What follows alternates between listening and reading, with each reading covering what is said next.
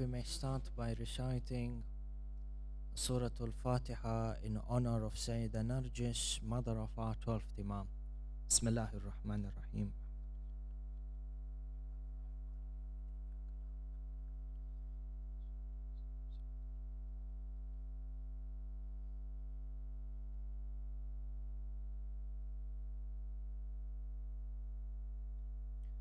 أعوذ بالله من الشيطان اللعين الرجيم. بسم الله الرحمن الرحيم.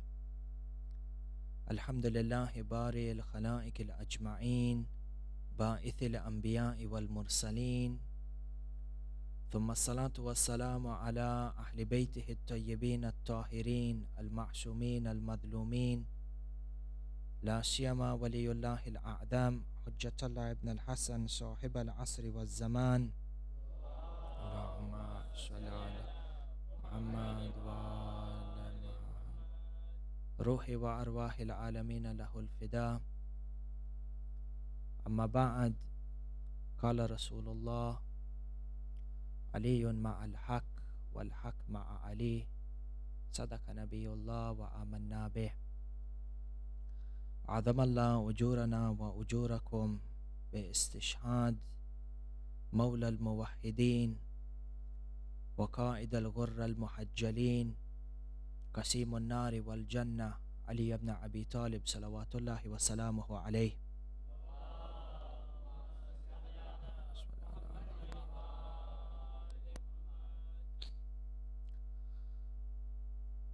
There has been a number of misconceptions and a number of myths over the stance of Amir al-Mu'mineen and the position which he took after the martyrdom of Rasulullah.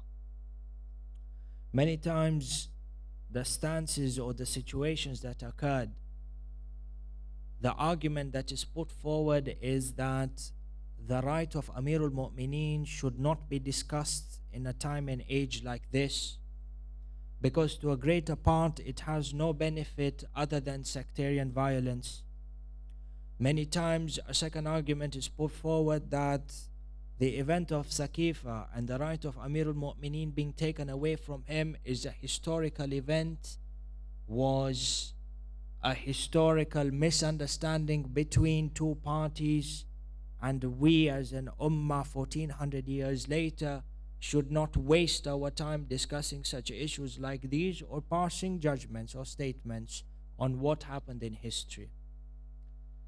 When we try and tackle this issue and try and analyze the stance which we as Shias of Ali Muhammad should take in this issue of wilayat of Amir al-Mu'mineen, the first argument or the first stance which we need to understand is the importance and the position of imama and the wilaya as per the words of Allah subhanahu wa ta'ala in the Quran. How much importance does Allah put on the issue of imama?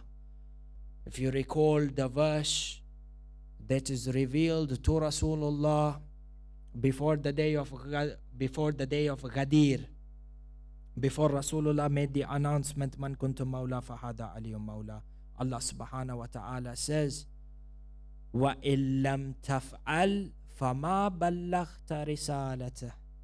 Yani Allah subhanahu, where the verse before Ghadir, Allah tells Rasulullah, convey the message that we have given to you, yani in regards to the message of Amir al-Mu'mineen.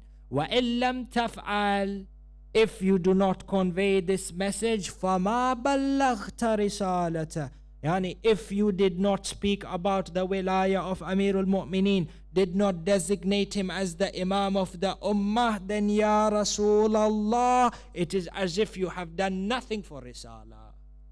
These 23 years of toil and trouble, tribulation. In Taif, people used to go and throw stones on Rasulullah when he used to talk about Tawheed. All these stances in Badr, Uhud, Khaybar, Hunayn, everything down the drain if you did not speak about the wilaya and the khilafah of Amir al-Mu'mineen. So from here we understand that the issue of imama is not a minor issue. It is an issue that is central to our deen, and it is an issue that is central in the existence of Islam and the continuity of Islam, number one. Number two, What was the stance of the companions of Amirul Mu'mineen after Saqifa?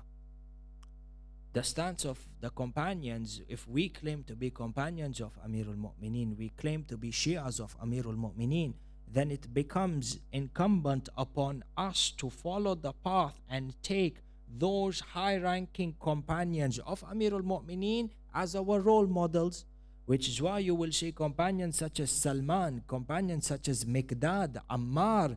These are people who did not keep quiet over the right of Amirul Mu'mineen.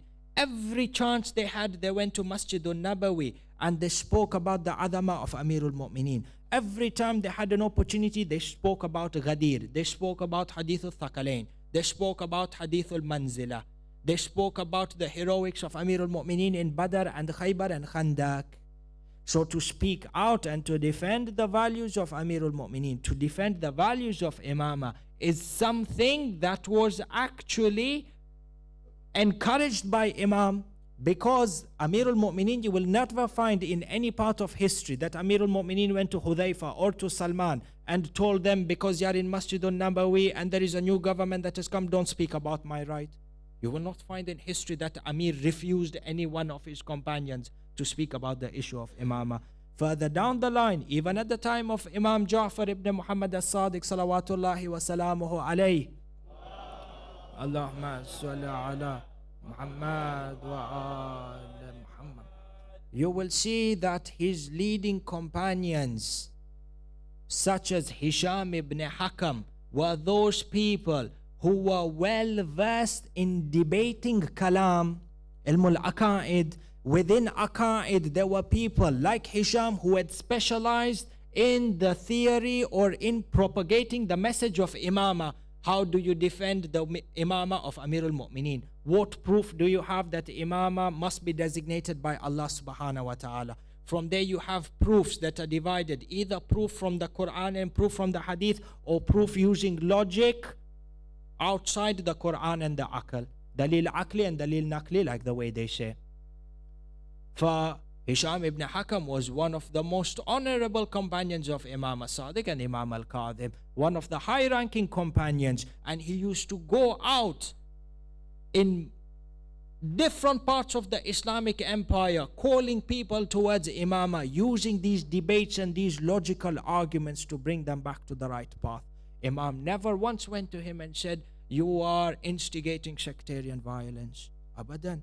Us, when we speak about the wilayah of Amirul Mu'mineen, yes, there are conditions, there are criterias, that when you come out in a non-violent way. When you speak about imama, you speak in a non-confrontational way.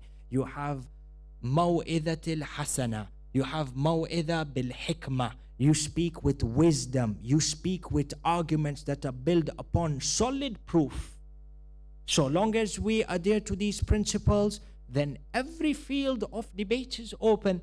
Even to debate over the existence of Allah subhanahu wa ta'ala is something that is acceptable, is something that is loved by the prophets. They used to love to have these jalsas, these sitting where people talk about the existence. Prove to me that Allah is one.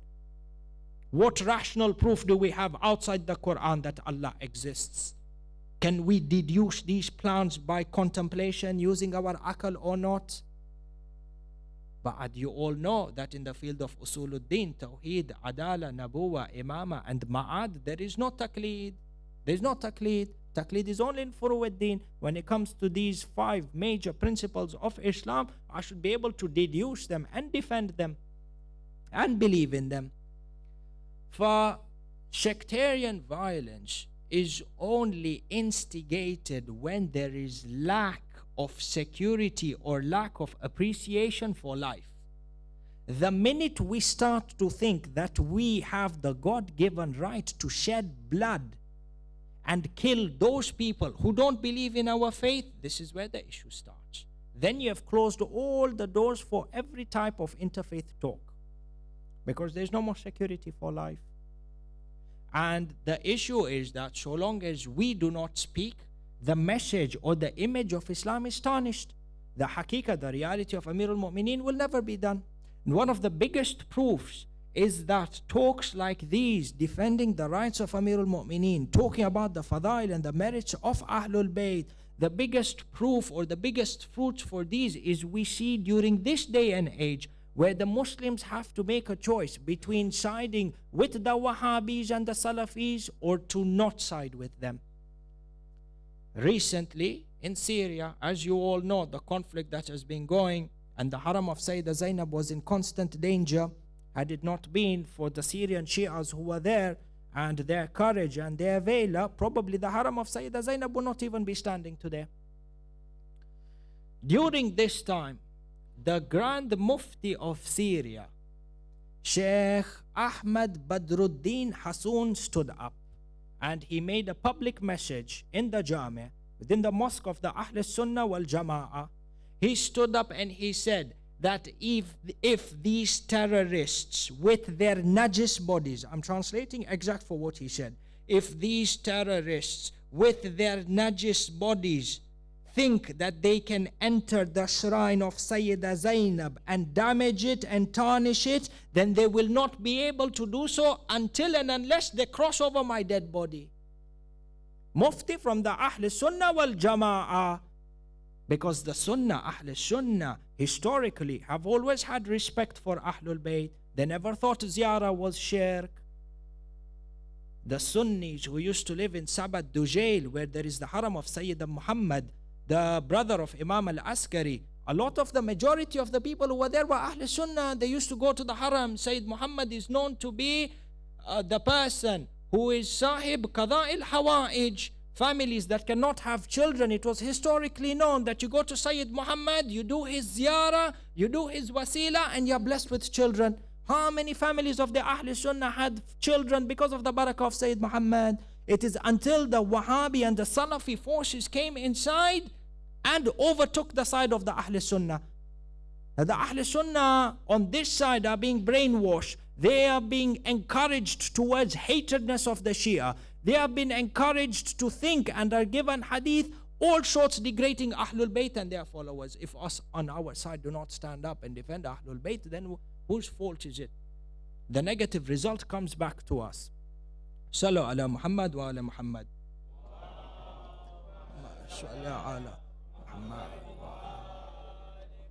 For on a night like this, we need to, each and every one of us, make a strong resolution within ourselves. That number one, we will start to read about Amirul Mu'mineen's history. Number two, we will read about Aqaid in general. Number three, we need to train ourselves to become eloquent speakers, thinkers, writers in the field of Aqaid. How can we give our bit back to Islam?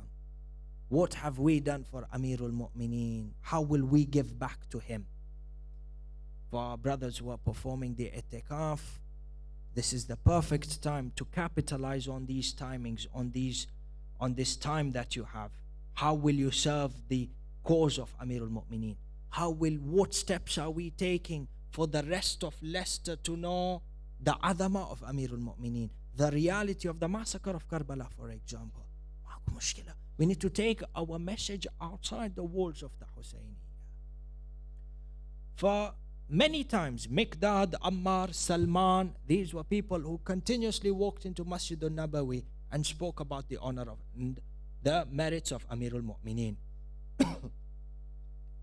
From here, a second misconception comes in as to why did Amirul Mu'mineen not fight for his right with the sword after Saqifa?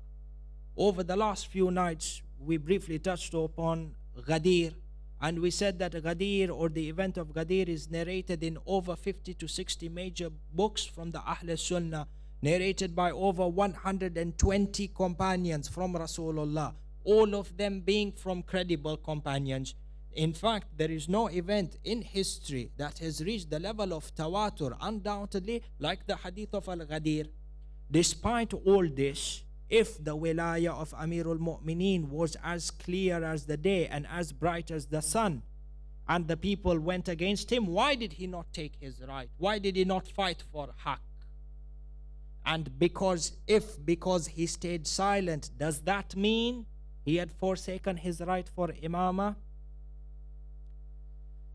The first answer towards Amir al-Mu'mineen not fighting for his right after Saqifa is that as soon as Rasulullah attained martyrdom, majority of the Muslim Ummah went towards the shed of Saqifa.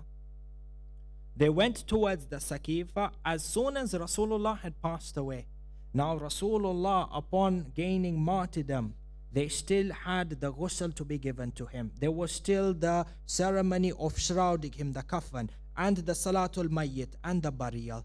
At a time where the last prophet of Islam has just passed away, you would think that the Muslim Ummah would be at the house of the prophet, engrossed in tears, engrossed in pain, people doing azah, crying, this is Rasulullah, the last prophet of Allah has just left us. You would think that they would be heartbroken, emotionally shattered, disoriented because they have been affected by this great calamity. You think that they would be around the wives and the family of Rasulullah giving them condolences. Yet what happened? They all went away, far away, to go and bring to life their plots, political plots. So the first reason that Amir al-Mu'mineen did not fight is that if Amir al-Mu'mineen went to Saqifa, who would undertake the responsibility of the burial and the ghusl of Rasulullah? Is it befitting for the caliber of a Muslim to leave the body of his prophet unwashed, without a burial, and go fight for Khilafah? Was Khilafah more important than giving the last funeral rites or burial rites to Rasulullah? Could they not wait for this so-called election until after Rasulullah was buried? Did they not have the decency to give condolences to the family of the Prophet at that time? No. How many people participated in the burial of, or in the ghusl of Rasulullah?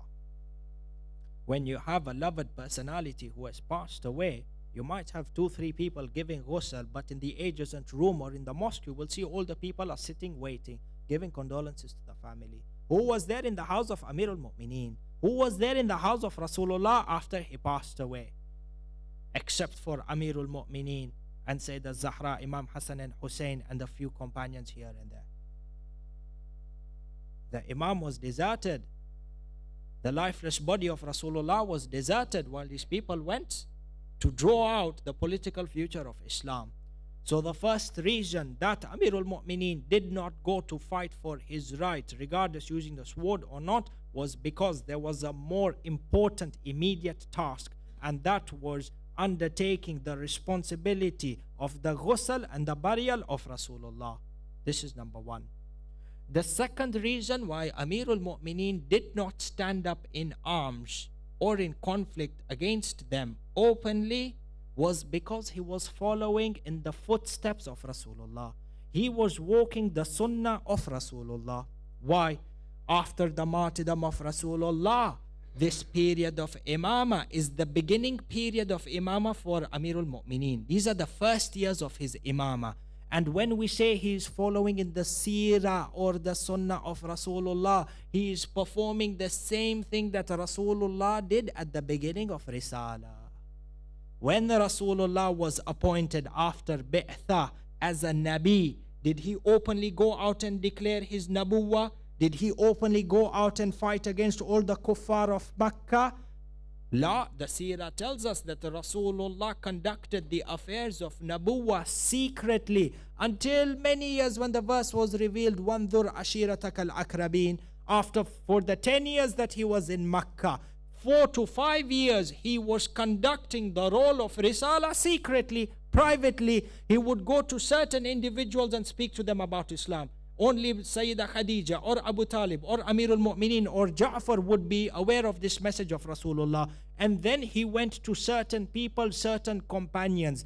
The responsibility or conveying the message of Nabuwah or announcing Nabuwah was limited to a particular group of people. Amir al-Mu'mineen follows in the same footsteps as Rasulullah. Because after Saqifa, he constricted himself or limited himself to certain companions such as Salman, Ammar, Miqdad and Abu Dhar. For the same reason that Rasulullah did not openly announce his Nabuwah, until he gets a certain base of loyal companions. Amir al-Mu'mineen did the same thing. But because Amir al-Mu'mineen did not declare his imamah up front, or did not fight with it, or did not fight for imamah with a sword, does that mean his imamah is batil? La. For an imam, or one of the conditions of imamah, a person, his imamat, regardless of whether he calls for it or not, he's still an imam. Regardless of whether the people follow Amir al-Mu'mineen or not, he's still an imam.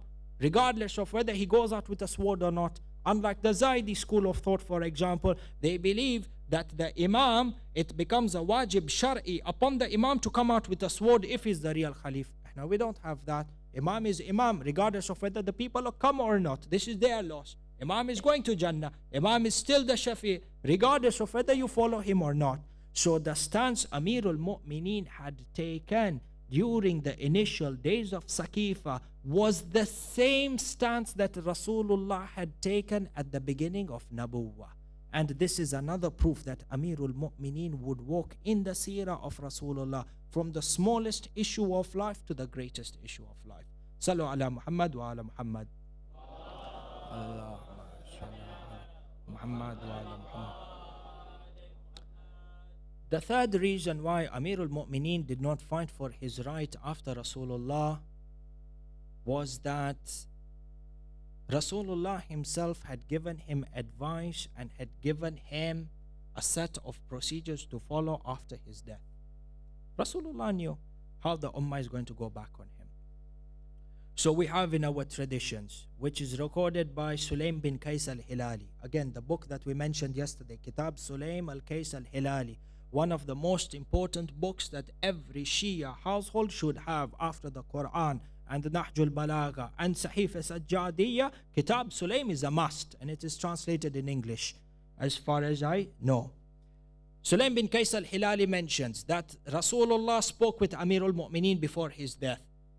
Rasulullah tells Amir al-Mu'mineen, Ya Ali, after my death the Ummah is going to go against you.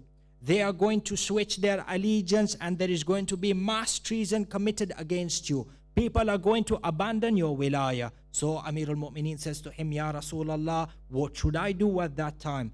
Listen to this hadith.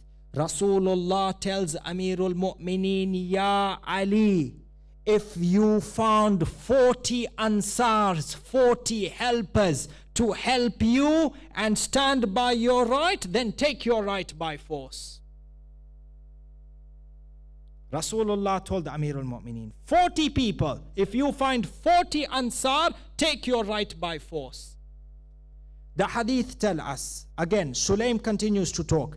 He says that after the death of Rasulullah, once he was buried and once Saqifa had happened and Ibn Abi Quhafa was nominated or put up as the Khalif, Amir al-Mu'mineen came out of his house at night with Sayyid al-Zahra, with Imam Hassan and Imam Husayn. He went to the house of each and every Ansar and Muhajir, including companions who had fought in Badr and Uhud, reminding them about his position in regards to Rasulullah, reminding them about his haqq for imamah. He went to each and every household asking them, do you not remember my right? Are you not aware that I am the Khalifa after Rasulullah? They all said yes.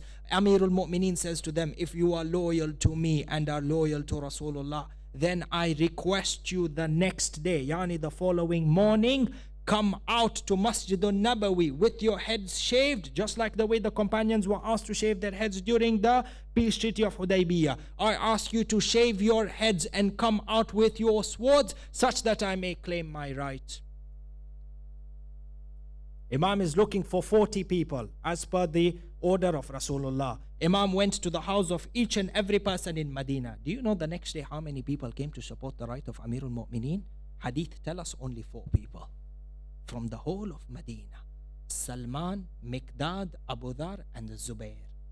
At that time, Zubair was still on the wilayah of Amir al-Mu'mineen and then went astray during the battle of Jamal. 4 people from the entire Medina.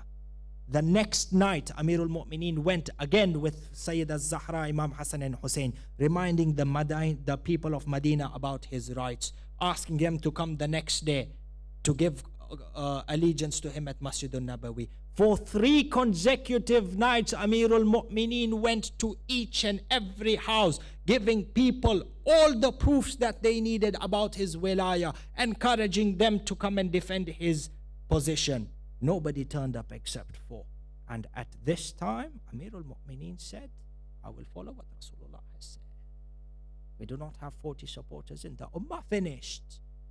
For upon me now is sabr, like the way Rasulullah said. And what a type of sabr Rasulullah had. Read the sermon of Shikshikiyya in Nahjul Balaga, where Amirul Mu'mineen talks about the difficulty of his sabr. He says, for me to keep quiet while my right was being usurped, and while the sunnah of Rasulullah and the sunnah of Islam was distorted, for me it was as if a bone was stuck in my throat. Neither can I swallow it, neither can I choke it out. It's the sabr of Amirul Mu'mineen. Why? Because the Ummah let him down. 40 supporters were not there. Sallu ala Muhammad wa ala Muhammad.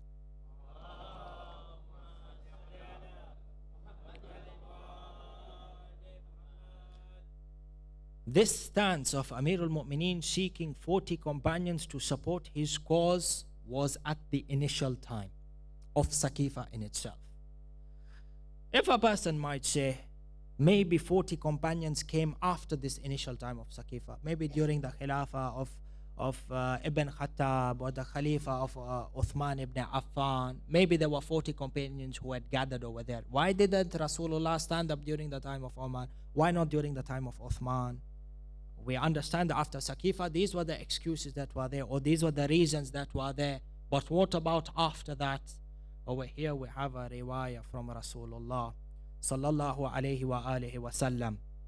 Allahumma salli ala Muhammad. Where Rasulullah looks at Amirul Mu'mineen and he said to him, Ya Ali, anta bimanzilatil Ka'bah tu'ta wa la ta'ti. He says, Ya Ali, your position in regards to the people is like the Kaaba. Imama in general and Amirul Mu'mineen in particular is like the Kaaba. When people want to go for Hajj, does the Kaaba come to them or they go to the Kaaba? They go to the Kaaba. So Rasulullah said the same thing. Enter, you are like the Kaaba. If people want to accept your wilayah and want to accept guidance under your imama, it is their responsibility to come to you, not your responsibility to go to them. Just like the way in Hajj is a wajib upon each and every Muslim who reaches those or who attains those conditions. But it is his responsibility to go towards the Kaaba. He cannot expect the Kaaba to come to him. And even if he refuses to go for Hajj despite being capable, that wujub of Hajj does not fall upon him. The obligation of Hajj does not fall upon him. Similarly with the case of Imama, a person who does not recognize or does not obey the Imam doesn't mean the Imam is no more an Imam. Rather, despite him being a Jahil, regardless of whether he is a Jahil, Qasir or Jahil Mukassir, in either case his obedience to the Imam is necessary. A non-Muslim or a non-Shia, is it wajib upon him to obey the Imam? It is wajib upon him, even though he does not recognize the right of the Imam. It is still wajib. That level of wujub, that level of obligation does not fall. The onus is upon humanity to recognize the Imam and revolve around his obedience. Allah has separated mankind because of their has separated mankind from animals because of their aql, because they have the ability of rationale, they have the ability to distinguish between right and wrong, they have the ability to distinguish who is capable for imama and not imama. So Allah says part of your imtihan is that you use this aql to identify your imam. Once you have identified him, then give your total 100% unconditional allegiance towards him. And this is where the ummah failed. The responsibility was of the ummah to come towards Imam Ali, not the responsibility of Imam Ali to run towards them. And the rest with the rest of the, in the same case with the rest of the imams. And even when Amirul Mu'mineen got the government in the years that he was there leading the Islamic Ummah, how much opposition did he face?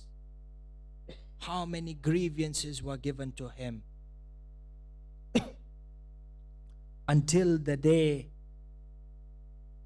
of 19th Ramadan, at the time of Fajr, when he came to lead the Salah, he got struck by the sword of Ibn Muljim. Alayhi la'na. At this time, when Amirul Mu'mineen was struck, as we said, Jibreel came down from between the heavens and the skies, crying out, انهدمت والله أركان الهدى انفصمت والله عروة الوثقى قتل علي المرتضى قتله العشق العشقية. This was a voice, it was a nida, it was a cry of Jibreel that every household in Kufa heard. When Amirul Mu'mineen was struck on the sword and the mosque went into chaos, Imam Hassan al-Mujtaba ran towards Amirul Mu'mineen. The riwayah tell us that Imam Hassan completed the Salatul Fajr in Jama'ah for the rest of the people, and the Amirul Mu'mineen sat on the side and he completed this prayer while in a state of seating. Once Imam Hassan finished the prayer, he took Amirul Mu'mineen, he put his father's head on his chest and he said, Abata, who did this to you? At this time, Amirul Mu'mineen is looking at him, blood flowing from his head onto his chest and onto his shoulder. Imam Hassan says to him, oh father, who did this to you? Why did they do this to you?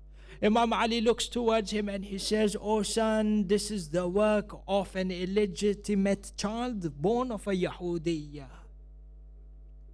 The people have surrounded Amirul Mu'mineen, the people have surrounded Imam Hassan.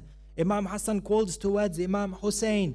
Imam Husayn, Abdullah ibn Ja'far, the husband of Sayyida Zainab, the rest of the Bani Hashim, Muhammad Hanafiya, they all stand up and they carry Amirul Mu'mineen on their shoulders back to their house. Ahibbai, my brothers and sisters, you are mu'alin, you are lovers of Amirul Mu'mineen. I want to take your hearts to Kufa today. Enter today, you are going to watch and you are going to be part of the household of Amirul Mu'mineen. You witness these events, you picture in your mind that you are sitting in the corner of the house watching Amirul Mu'mineen. Allah, Allah. They say Imam Hassan and Imam Husayn and Muhammad ibn Hanafiya carried Amirul Mu'mineen on their shoulders from Masjid al-Kufa. Blood flowing down from his head. They took him back towards the house. As they approached the house, Amirul Mu'mineen cries out to Imam Hassan. He says, oh my son, from here let me walk by myself. Imam Hassan says to him, oh father, you are not in a position to walk. You have lost enough blood. Do you know what Amirul Mu'mineen says? Amirul Mu'mineen says, Zainab is standing there.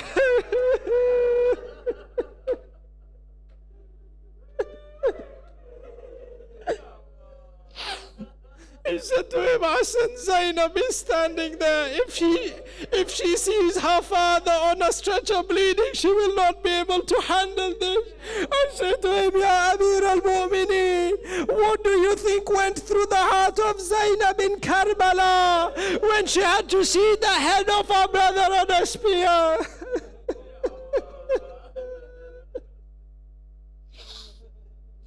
And they brought Amirul Mu'mineen into the house. Sayyida Zainab started to cry. Kulthum started to cry. Wa musibata. Wa imama. They took Imam towards his house. They put him in his bed. His children sat around him. Baneen sat next to him.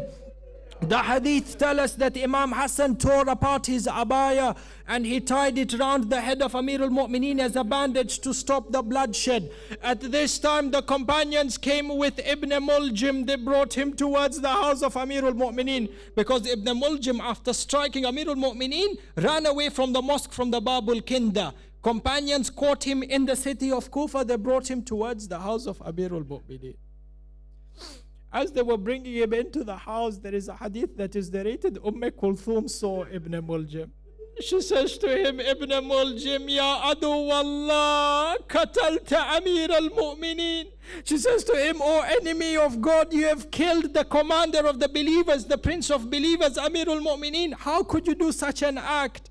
Ibn Muljim, look at this. There was not even an ounce of remorse in this La'in's heart. He looks at Kulthum and he says to her, I did not kill the commander of the believers. Rather, I have killed your father. And then he says to Kulthum that if you wish to cry, then increase your crying. So Kulthum looked to him and she said, but I'm hoping that Allah will give him shafa'ah. So Ibn Muljim says to her, then increase your crying, because I bought this sword for 1,000 dirhams, and then I purchased the poison for another 1,000 dirhams, and I've poisoned this sword. So he said to her, increase your crying, increase your azar, because even if the entire world was to save your father from this poison, they would not be able to.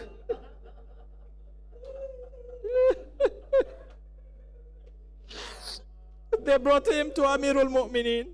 Do you know what Amir al-Mu'mineen said to Ibn Muljim? At this time, Imam Hassan came to Imam Ali, to his father, with a bowl of milk. Imam Ali took a sip from this milk. Imam Hassan wanted to give him the milk a second time. Imam Ali refused to drink. You have just heard what Ibn Muljim said to Kulthum. Despite this, do you know what Amir al-Mu'mineen said? He said to Imam Hassan, I will not drink from this milk, rather give this milk to Ibn Muljim. This is the kindness of our Imam. This is the humanity of our Imam. Amir al-Mu'mineen says, Ibn Muljim's hands are tied together. He looks scared. He looks hungry. He looks thirsty. Why don't you give him from my milk? He says to Imam Hassan, whatever you eat, make sure from your portion of the food you feed Ibn Muljim. Salamu alayka ya Amir al-Mu'mineen. Muhammad ibn Hanafiya says that the 20th of Ramadan, Amir al-Mu'mineen spent the entire day sometimes being unconscious, sometimes gaining consciousness. He would be in extreme pain. Muhammad Hanafiya says that on the night of the 20th of Ramadan, I went to see my father, and I saw that there was a white bandage tied around his head, but I don't know what was whiter, the color of the bandage, the cloth of the bandage, or the face of Amir al-Mu'mineen. He says at the same time, the hands and the feet of Amir al-Mu'mineen had swollen because of the effect of the poison. My Imam, my father, was quenching. My father was moving in his bed from the right towards the left because of the ailment and the pain. He says to him, at that time we all went towards my father and we began to cry. Abul Fadil came and sat. Muhammad ibn Hanafiya sat. All the children of Amir al-Mu'mineen sat around him. At this time, Imam would gain conscience and he would lose consciousness. Muhammad Hanafiya says at the time he gained consciousness, there was one time on the night of the 20th of Ramadan leading towards the 21st, my father gained consciousness and he called all his children to sit around him. He sat towards him and he started to give them the wasiyah. He called Imam Hassan and Imam Husayn. He sat towards them. He said, Usikuma wa ahla bayti wa wuldi wa kul man balaghahu kitabi min al-mu'minin bi taqwa Allah. He says, Amir al-Mu'mineen says, I'm giving you to Imam Hassan and Hussein my wasiyah, and to my family members and to my children. And then look at the words of Imam Ali. Entum ya the Shias of Amir al-Mu'mineen. This is Amir al-Mu'mineen speaking to you tonight. He says, وَكُلْ مَنْ بَلَغَهُ كِتَابِ مِنَ الْمُؤْمِنِينَ. Everyone from the Mu'mineen who receives this message, this is my last advice for you. These are my last words to you. Brothers and sisters, Amir al-Mu'mineen's last words to you over here are this. He says, have taqwa of Allah subhanahu wa ta'ala. He says, fear Allah. He says, if the dunya tries to deceive you, do not get deceived by the dunya. He says, if anything has been lost from the dunya and its materialistic values, do not let this harm or do not let this pain consume you. And then after that he said to them, وَقُولَا لِلْحَقِّ وَقُولَا لِلْحَقِّ وَعْمَلَا لِلْأَجْرِ. He says, always speak truth. Always make sure that your amals are done for the sake and reward from Allah subhanahu wa ta'ala. And then he said to him, again to Imam Hassan and Husayn, he said, وَكُونَا لِلظَّالِمِ خَصْمًا وَلِلْمَظْلُومِ أَوْنًا. He says, always make sure that you are an opponent to the zalim and the oppressor. And always make sure that you are there to help the oppressed. Amirul Mu'mineen goes on to give them his wasiyah until one part he says to his children, Allah, Allah wal jiran, Allah, Allah wal aitam. He says, Allah, Allah and the aitam. Do not leave these orphans by themselves. Do not give them food one day and neglect them the other day. He goes on to say, Allah, Allah wal Quran, la yasbikukum ahadun ila al-amali bihi ghayrukum.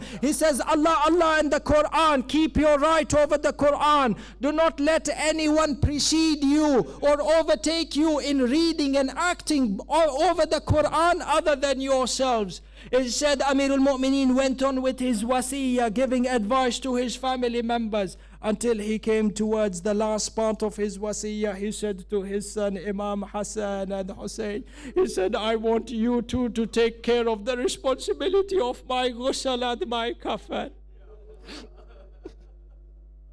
Amirul Mu'mineen says to him, there is a part of the hunut which I used to give to Rasulullah that came from Jibreel from Jannah. I want you to use this remainder of the hunut on my body. I said to him, Ya Amirul Mu'mineen, at least you had a body in which hunut could be put. Come to Karbala. Ya Amir, tell me what remained from the body of Husayn to put hunut.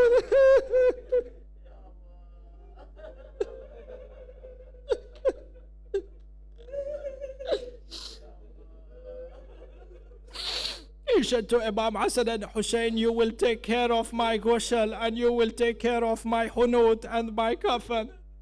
Imam Hassan says that when we went to give ghusl to my father, Amirul Mu'mineen, we noticed that he had scars on his body from his feet towards his head.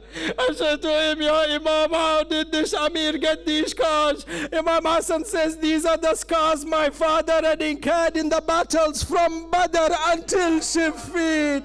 The hadith tell us that Amirul Mu'mineen had 1,000 scars on his body. These were all proofs of his jihad. Enter when you recite the ziyarah of Amirul Mu'mineen, what do you say? Ashhadu annaka jahadta fillahi haqqa jihadi. The proof of his jihad is these 1,000 wounds that he had on his body. Imam Hassan said when we gave to him his ghusl, Amirul Mu'mineen had given us a wasiyah that when we bury him in the middle of the night, not towards the day, just like the way their mother Sayyidah Zahra was buried. So they say, Imam Ali says that I want you to prepare 4 tabuts for me. Send one towards Medina, send one towards, or send the rest towards the outskirts of Kufa so my enemies don't know where I am buried. Imam Ali said to Imam Hassan that when you give me my ghusl and you lay me on my tabut, just carry my tabut from the back, you and Imam Hassan, because from the front Jibreel and Mikael will carry my tabut. He said to Imam Hassan, continue to walk wherever Jibreel will take you. Imam Hassan says we walked that night with the tabut outside of Kufa until we got to the place outside of Kufa where the haram of Imam Ali is today. At that time Jibreel and Mikael put down the tabut. I started to scratch the surface of the earth and I saw that there was a sign and a cupboard that was already prepared. There was a sign on that cupboard. What was the message on that sign? Muhammad ibn Hanafiya says that there was a plaque that in which was written Bismillahir Rahmanir Rahim. Hadha kabru wasiyil Muhammad Ali ibn Abi Talib. Hafarahu Nuh 700,000 or 700 am qabla tufan. Muhammad Hanafiya says that there was a ready-made grave over there that was prepared, and on it there was a plaque which said, this is where Ali ibn Abi Talib, the wasi of Muhammad, will be buried, and this is a grave that Nuh had dug 700 years before the flood. Allah, Allah. Imam Hassan buried him at that spot. All this was on the wasiyah of Amir al-Mu'mineen. He kept telling Imam Hassan and Husayn how to conduct his funeral. In the end, Amir al-Mu'mineen said to him, Astawdi'ukumullah, Saddadakumullah, Khalifati alaykumullah. Amir al-Mu'mineen, before he closed his eyes, he said, in the end, oh my Ahlul Bayt, oh my family, may Allah be your protector. May Allah be your Khalifa. So at that time, Sayyidah Zainab put her head on the chest of Imam Ali. She said, oh father, I heard that Ayman said that Husayn will be killed in Karbala. Oh father, tell me, is this true? Amir al-Mu'mineen says to her, he looked at Sayyidah Zainab, he put his hand on her face and he said to her, my daughter, it is as if I am standing with you in Kufa and your hands are tied together with ropes and Shimmer is whipping you on your back and said,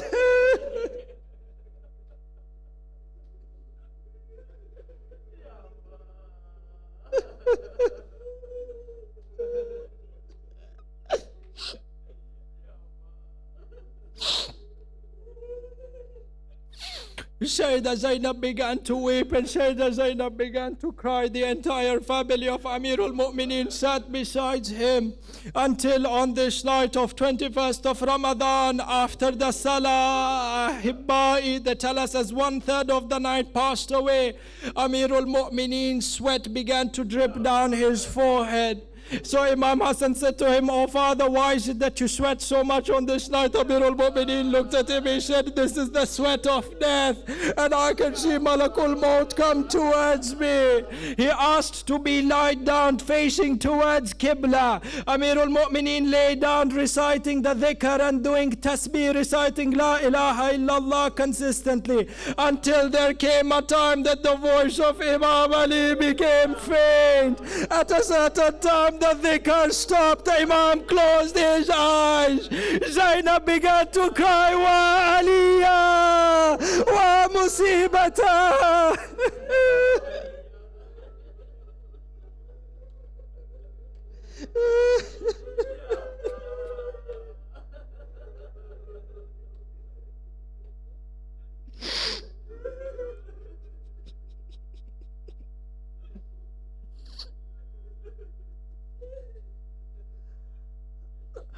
Inna lillahi wa inna ilayhi raji'un. Allahumma Ya Allah, Ya Allah, Ya Allah, Ya Allah, Ya Allah. We ask you by your great name, bi ismikal a'adam, Ya Allah, with tears flowing down our cheeks and with our hearts pumping with the love of Amir al-Mu'mineen, we ask you, Ya Allah, forgive us our sins on a night like this. Ya Allah, always keep us safe and keep us away from tribulations. Ya Allah, fill our hearts with the love of Amir al-Mu'mineen and the love of Ahlul Bayt. On a night like this, Ya Allah, we ask you to grant us the tawfiq of service towards the madhab of Ahlul Bayt. We ask you, Ya Allah, on a night like this, our Shias in Syria, in Bahrain, in Qatif, Ya Allah, you grant them sanctity and relief. We ask you, Ya Allah, on a night like this, hasten the reappearance of our 12th Imam. Ya Allah, give us the honor to be from amongst his companions. We ask you on a night like this, Ya Allah, Ya Allah, Ya Allah, Ya Allah, bihaqqi Amir al-Mu'mineen. Ya Allah, everybody who has come here for their amals tonight and to honor Amir al-Mu'mineen, Ya Allah, you witness their difficulties, the fast being long, people working. Despite this, they have come here to honor Amir al-Mu'mineen. Ya Allah, do not let anyone leave this center except that you have fulfilled their hajat today. Ya Allah, every person, every Shia who is in difficulty, you release from them their difficulties. Ya Allah, our children, protect them from the fitna of Akhirul Zaman. Ya Allah, all our friends and relatives who are not in the best of health, you grant them shafa'ah by the right of Amir al-Mu'mineen. All our friends and relatives who have passed away and are not here to join us this Laylatul Qadr, Ya Allah, you vast them for them the field of Barzakh. وآخر الدعوانا الحمد لله رب العالمين صلوا على محمد وآل محمد